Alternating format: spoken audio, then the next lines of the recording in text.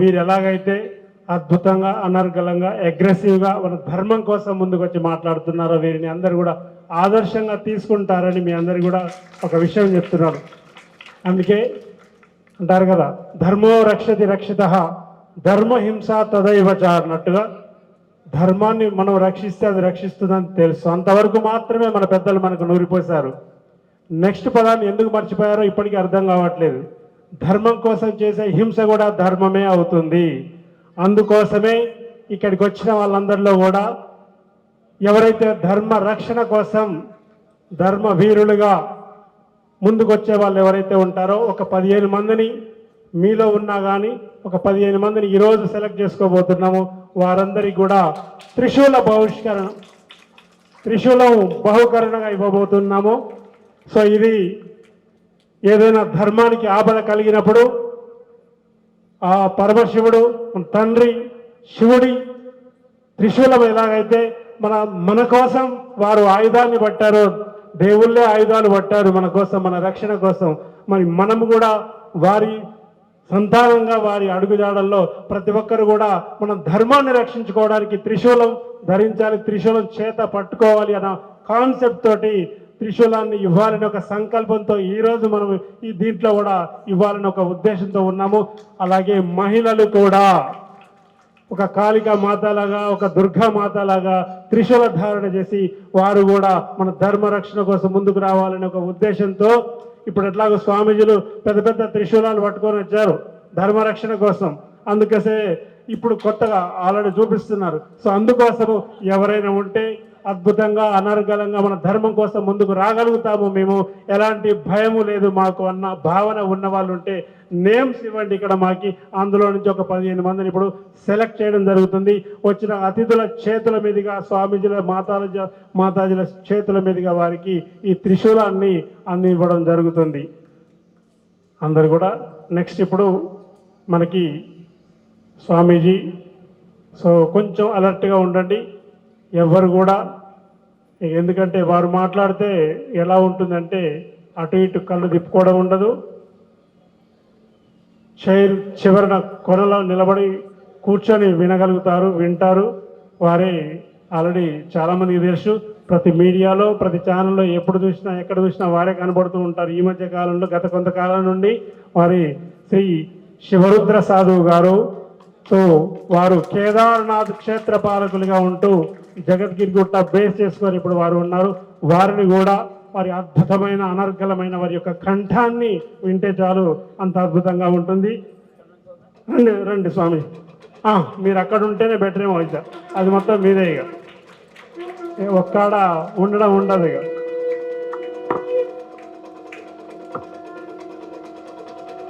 నమస్కారం మిత్రులారా,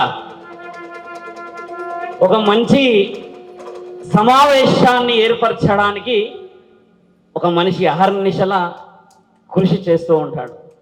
చంద్రారెడ్డి గారు సనాతన ధర్మ కార్యక్రమాన్ని చేసినప్పుడు నాకు పరిచయం లేని వ్యక్తి.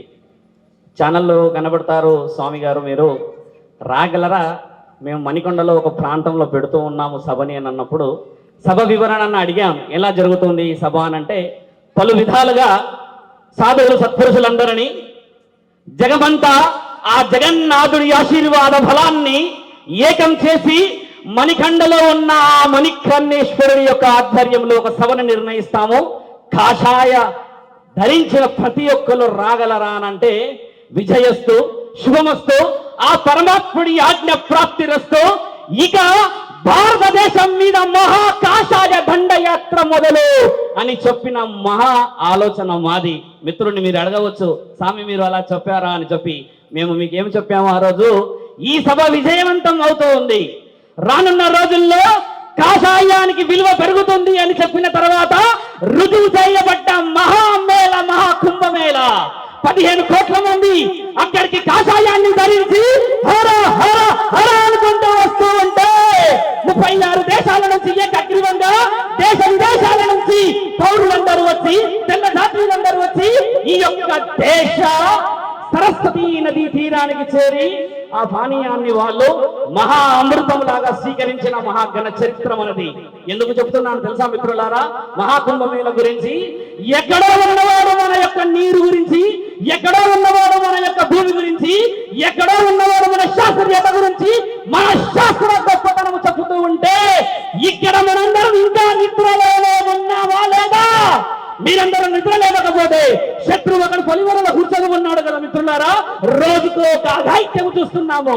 ఒక్కొక్క ప్రాంతంలో ఆడపిల్లలు ఎక్కడ లేని అఘాయిత్యాలు మిత్రులారా. ఇదంతా మనందరి చాతగానితనం కాదా?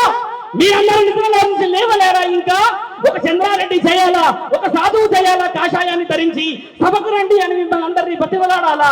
ఒక మహనీయుడు అంటాడు ఫోన్ చేసి, మీరందరూ వెళ్తున్నారు సభకి, మీరు వెళ్ళకూడదు స్వామి, మీరు వెళ్తే సభకి మిమ్మల్ని చూసి 100 మంది వస్తారని ఒక ఆయన గారు కంకణం కట్టుకున్నాడు. తొడలో తాత తీస్తా స్వామి ఎవరో మీ అందరి ముందుకు నేను తీసుకొచ్చి. ఎందుకంటే సనాతన ధర్మం అనేది మనందరి హక్కా కాదా? మన అందరి హక్కుని మనలో మనమే మన కంటిని మనం పరుచుకుంటున్నామా? ఇదెక్కడి రాజనీతి, ఇదెక్కడి శాస్త్రం, ఇదెక్కడి రాజనీతి మిత్రులారా? మనందరం మనం ఏకం లేకపోతే మనల్ని ఎవరు ఏకం చేస్తారు? ఈ రోజు ఒక వ్యక్తి వచ్చి సనాతన ధర్మాన్ని కాపాడమనంటే వాడిని మనందరం కలిసి ఒక చిన్న ఆలోచన చేసి చిన్న చూపు చేస్తావా? మనందరికి మనకు సిగ్గుచేటు కాదు ఇది. ఈ రోజు ఒక మీటింగ్ కి లక్షల మంది రావాలి అని అంటే ఈ సభ నేను అనుకున్నాను అందరు వచ్చేస్తారేమో, ఒక రోజు ముందు వస్తే బాగుండదు, కొంచెం ఆలస్యంగా ఉదయాన్నే వచ్చి చేరుదామని అంటే మిత్రులు చంద్రారెడ్డి పడుతున్న కంగారు అంతా ఇంత కాదు మిత్రులారా. మీరు సభను చేసినప్పుడు ఆ బాధని అనుభవిస్తే తెలుస్తుంది. సమావేశం అవుతారా కాదా, వచ్చే వాళ్ళు వస్తారా రాదా, భోజన కార్యక్రమాలకి తీసుకున్న అడ్వాన్సులు డబ్బులు ఇవన్నీ ఉంటాయా పోతాయా వృధా అవుతాయని చెప్పేసి ఒక వ్యక్తి ఆలోచన చేసిన దాన్ని గౌరవించలేమా మనందరము? సనాతన ధర్మ కార్యక్రమం గురించి ఇంకా మొదలే కాలేదు. మనలో మనకి అంతర్యుద్ధం జరుగుతుంది. మనలో మనకి అంతర్యుద్ధం జరుగుతా మనం గెలుస్తామా మిత్రులారా? మనం గెలుస్తామా? మనలో ఉన్న అంతర్యుద్ధంతో మనందరం ఓడిపోతున్నాము. ఒక ఛత్రపతి శివాజీని చంపినవారు మన వాళ్ళు కాదా? పరాయి దేశస్తుడు చంపాడా? పరాయి రాజ్యం మీద వచ్చిన దండయాత్ర చేసిన వాడు చంపాడా? మీరందరూ ఆలోచించాల్సింది ఏంటంటే ఈ రోజు సాంఘికులు అందరూ ఏకం ఎందుకు అయ్యారు? సాంఘికులు చెప్తే మీరందరూ ఏమింటున్నారు?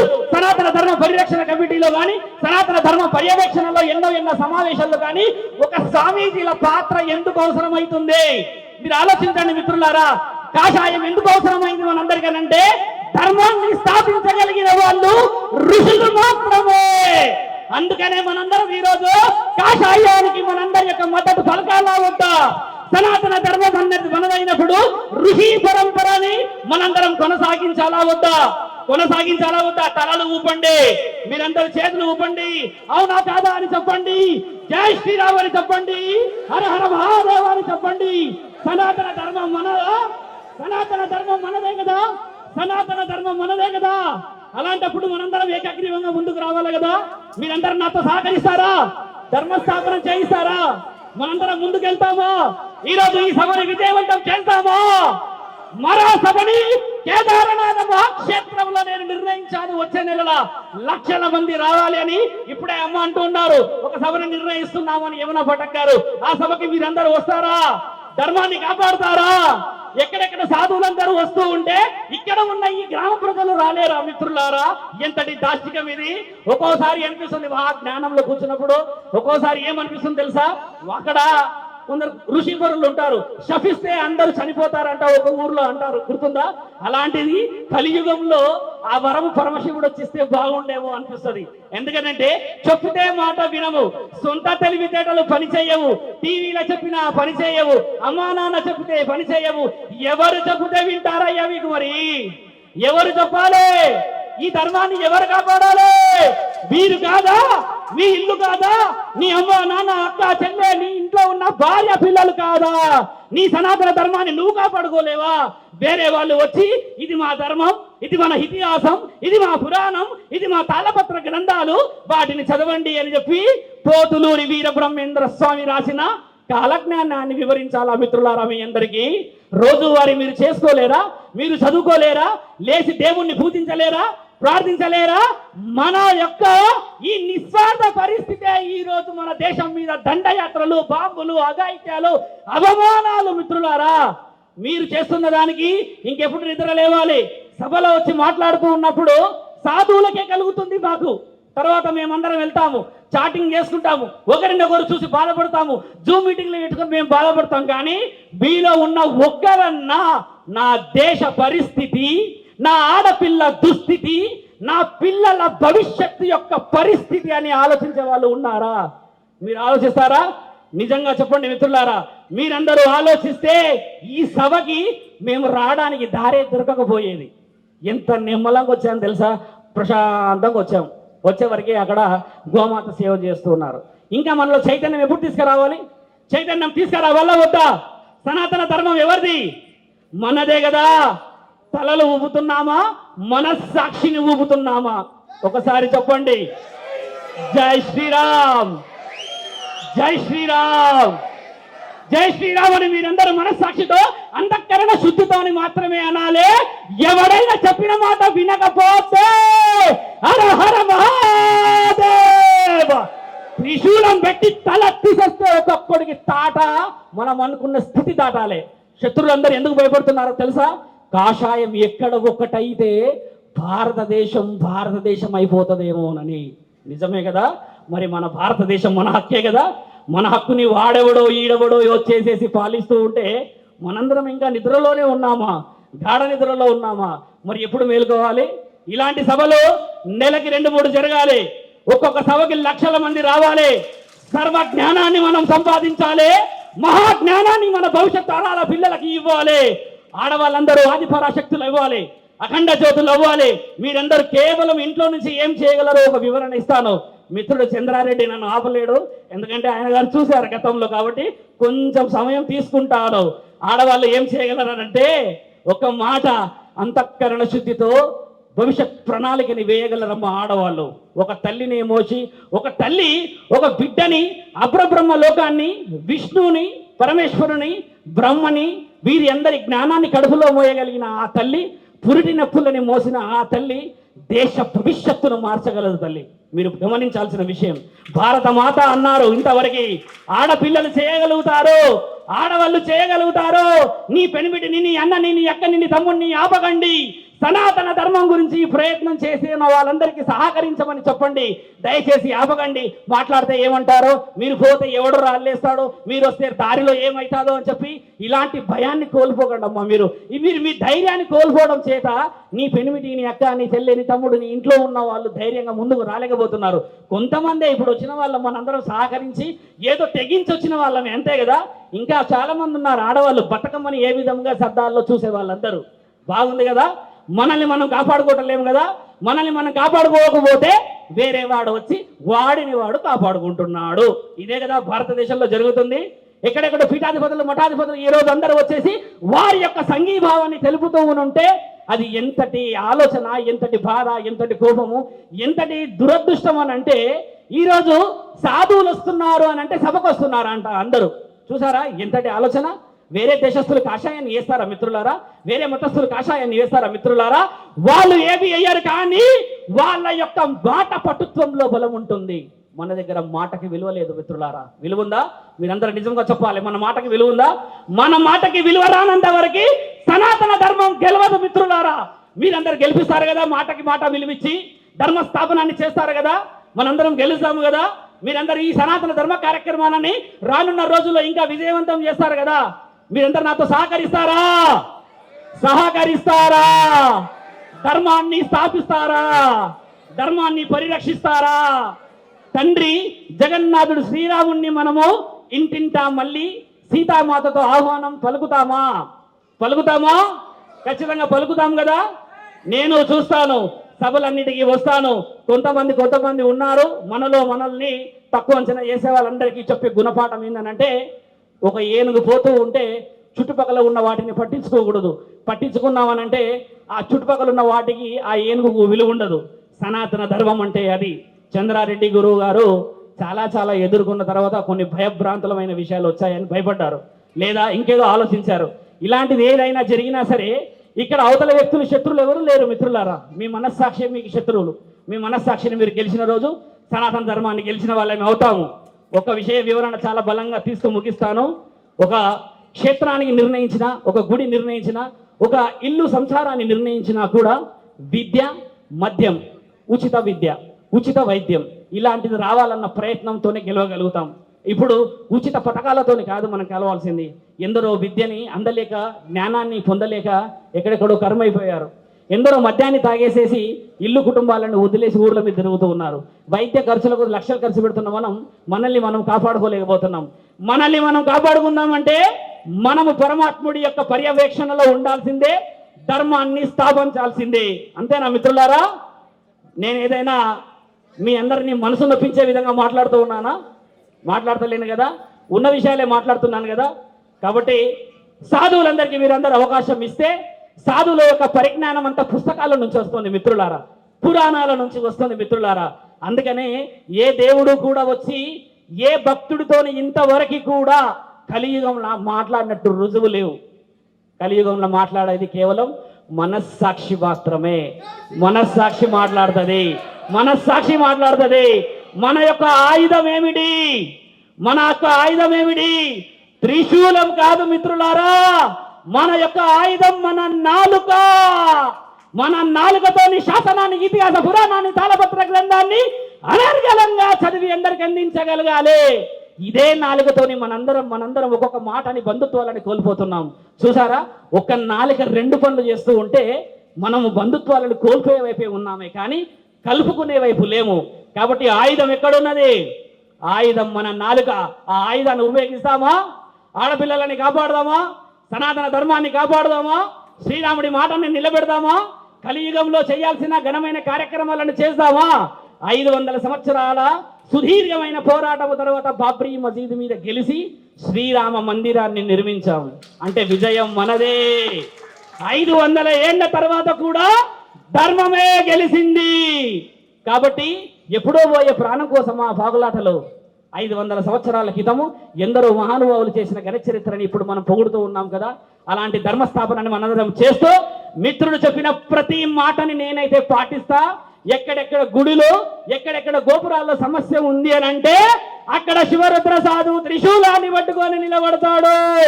నేను మాటలు తక్కువ మాట్లాడి పనులు ఎక్కువ చేస్తూ ఉంటాను. చాలా సామాజిక పనుల్లో తిరుగుతూ ఉంటాను. చాలా మందికి నేను సుపరిచితుడిని. ఎక్కడ అన్యాయం జరిగితే అక్కడ నేను వెళ్ళి ప్రశాంతంగా నిలబడతాను త్రిశూలం పట్టుకొని. నన్ను చూసి సగం మంది సమాధానం చెప్పలేరు. కొంతమంది ఓకే స్వామి వచ్చాడని కొంతమంది వస్తుంటారు. ఒక శివరుద్ర సాధువు వస్తేనే అంతమంది కదిలితే 100 మంది సాధువులందరూ వస్తే మరి ప్రపంచం మొత్తం కదలాలా వద్దా? కదులుతుంది కదా, కదులుతుంది కదా. కదలకపోతే మేమందరం కదిలించే అంత ధైర్యవంతులు మేము మిత్రులారా. కదిలిస్తాము, ధర్మస్థాపనం చేస్తాము. కాబట్టి ఒక ప్రణాళికబద్ధంగా ఒక ప్రమాణ స్వీకారాన్ని మనస్సాక్షిగా అంతఃకరణ శుద్ధిగా చేసుకు ఉంటాము. నాతో పాటు మీరందరూ పలకాల్సిన మాట ధర్మో రక్షతి రక్షత.